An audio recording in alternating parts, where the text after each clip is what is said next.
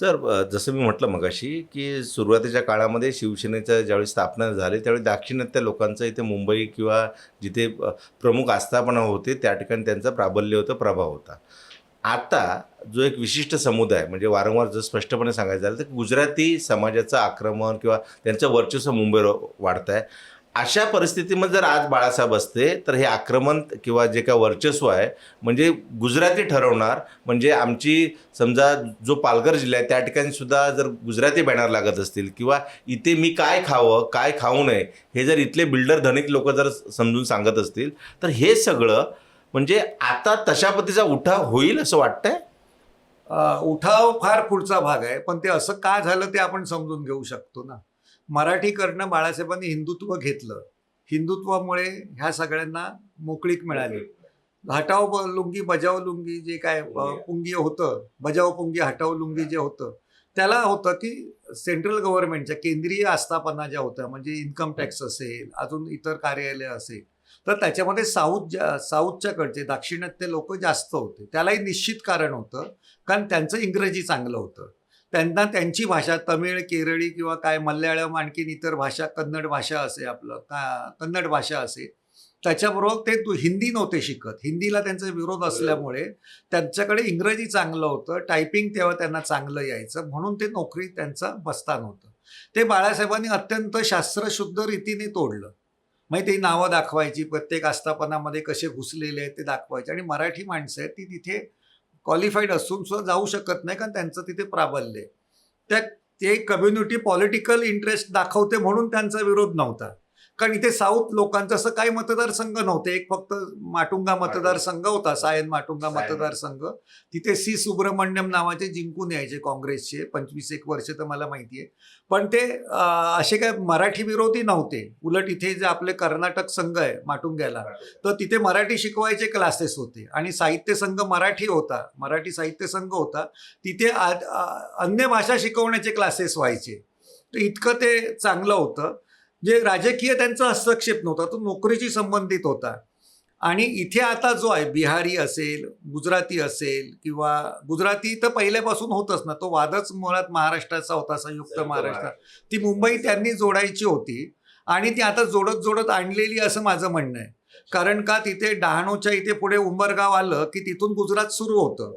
तर हा जो आता जो पालघर भाग आहे, जो ठाण्याचा होता, तो खूप महत्त्वाचा होता. कारण त्या ज्या सीमा ठरल्या भाषावार प्रांतरचनेनुसार, तर सलग जिथे असेल, सलगता जिथे भाषेचं असेल, म्हणून आपण बेळगाववरती हक्क का सांगतो, बेळगाव जिल्हा, तर बेळगाव जिल्हा आहे, तिथे मराठी भाषिक तेव्हा जास्त होते.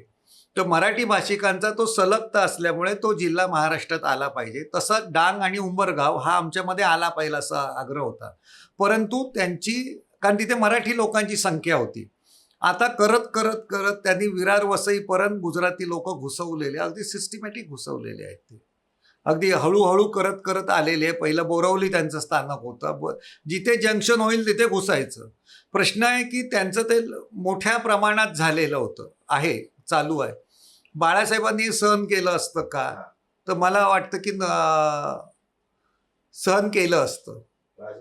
सहन केलं म्हणजे अप्रत्यक्षपणे सहन केलं गेलं. 2002 मध्ये मोदींचं जेव्हा सत्ता जातच होती तिथे, ते जे काही त्यांनी तिकडे गुजरात केलं, त्यावेळी ह्यांनी वाचवलेलं होतं, बाळासाहेबांनी वाचवलं होतं. त्या जोरावर ठामपणे उभे राहिले, नाही तर अडवाणी आपलं वाजपेयींनी त्यांना काढूनच टाकलं होतं जवळपास. समजलं की नाही, मुख्यमंत्री राजधर्म पाळायला हा माणूसच लायक नाही असं त्यांनी सांगितलं होतं. म्हणजे राजधर्म पाळा असं सांगितलं होतं, म्हणजे पाळत नाही आणि तेवढे लायक नाही तुम्ही, असा त्याचा अर्थ होता.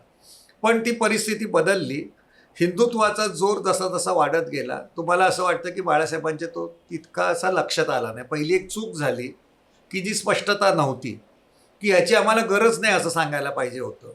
तर कारण ते आलं की त्यांना माहिती होतं की याच्याबरोबर काय येणार आहे, ती भटजी शेटजीची युतीच येणार आहे त्याच्याबरोबर. हे त्याच्या बाबतीत त्यांना स्पष्टपणे त्यांनी अनेकदा बोलून पण दाखवलेलं, असताना बोलून दाखवलेलं. ही कर्मकांड, देवळं सगळी जागृत होणार, हे सगळं त्यांनी सांगितलेलं आहे. म्हणजे मी सांगतो असं नाही आहे, त्यांची स्वतःनी या सगळ्या गोष्टी सांगितलेल्या आहेत. ते कुठे थोपवायचं ते त्यांच्या हातात नव्हतं. आणि मला असं वाटतं जसं वय वाढत जातं तसं माणसाला सुद्धा वाटतं ना, कशासाठी आपण त्रास आहे, हे आता मांडलेलं ताट आहे ते आपण उधळायचं कशाला. त्याच्यामुळे त्यांना त्या क्षणी त्याचा लाभ दिसत होता, कळलं की नाही. किंवा ते पण बाळासाहेब असताना 2010 साली पहिल्यांदा बॅनर लागलं की 100% भाजप. आशिष शेलार होते, इतर होते, त्याच्यावरती टीकाही झाली, पण ह्यांनी सक्षमपणे केली नाही. म्हणजे बाळासाहेब नंतर 2 वर्षांनी गेले, त्या 2 मिटिंगी मला असं दसऱ्याच्या त्यांनी तशा वाया घालवल्या आपल्याच लोकांना ठोकण्यामध्ये. त्याच्याऐवजी हे 100%चं भानगड आहे ते तुम्ही सांभाळा असं जर त्यांनी सांगितलं असतं तर ते अधिक उत्तम झालं असतं. पण तिथून त्यांचा विरोध भाजपला चालू झाला होता, पण त्यांच्या हातात नव्हतं, ग्राउंड लेवलला त्यांच्याकडे ते काम करायला नव्हतं. त्यामुळे ते हिंदुत्वाचं ओझं घेतल्यामुळे नुकसान मराठी माणसाचं प्रचंड झालं, पण त्याच्याही पद्धतीने शिवसेनेचा धाक कमी झाला, ही पण वस्तुस्थिती आहे.